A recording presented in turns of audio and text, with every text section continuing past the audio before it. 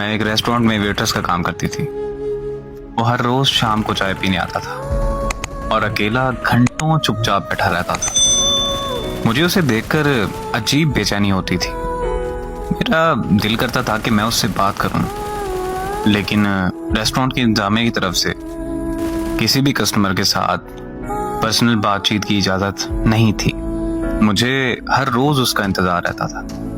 कभी वो आने में देर कर देता था तो मुझे बहुत बेचैनी हो जाती थी कि वो अभी तक आया क्यों नहीं। एक दिन वो रेस्टोरेंट नहीं आया, तो अगले दिन जब आया तो मैंने उससे पूछ लिया कि सर आप कल नहीं आए, आपकी तबीयत तो ठीक थी ना। उसने मुस्कुराकर मुझसे मेरा नाम पूछा। मैंने उसे अपना नाम बताया तो मेरा नाम पुकारते हुए कहने लगा कि मैं बिल्कुल ठीक हूँ और कल मैं शहर से बाहर था। अभी मैं अगली बात करने ही लगी थी कि रेस्टोरेंट का मैनेजर आ गया और मुझे वहां से जाने का इशारा करने लगा। मैं वहां से स्टाफ रूम में चली गई। फिर मैं रेस्टोरेंट से छुट्टी करके बाहर आई तो वो बाहर खड़ा था।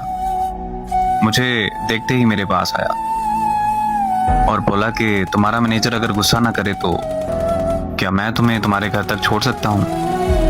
मैंने हंसते हुए हाँ बोल दी। घर पहुंचने तक हम में काफी जान पहचान हो चुकी थी।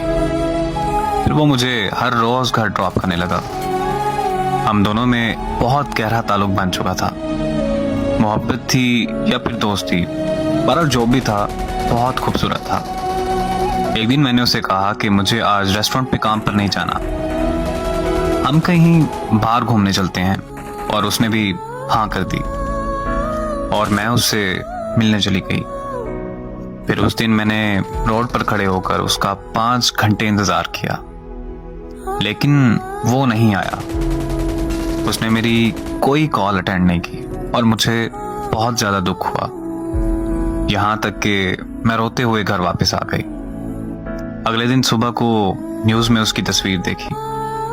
वो न्यूज सुनकर मेरे पांव तले जमीन निकल गई कि कल उसकी एक एक्सीडेंट में मौत हो चुकी थी। वो एक्सीडेंट तभी हुआ जब वो मुझसे मिलने आ रहा था। मुझे आज भी उसके चले जाने का यकीन नहीं होता। मेरी नजरें आज भी उसे तलाश करती हैं।